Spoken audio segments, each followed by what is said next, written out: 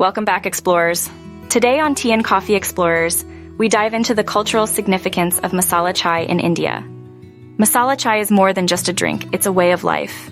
This spiced tea blend, with its aromatic mix of cardamom, ginger, cloves, cinnamon, black peppercorns, fennel seeds, star anise, and nutmeg, creates a unique flavor that's both invigorating and comforting.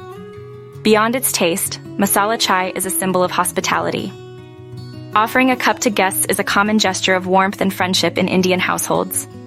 From bustling city streets to serene village settings, chai wallahs or tea vendors serve masala chai to locals and travelers alike. It's a unifying experience that transcends social boundaries. Daily chai breaks are essential for many. These moments are perfect for relaxation and socializing, often accompanied by lively conversations. Preparing masala chai is an art. Boil water with tea leaves, spices, and sugar, then add milk and let it simmer. Strain and serve hot. So grab a cup of masala chai and embrace the rich cultural tapestry of India, one sip at a time. Until next time, keep exploring.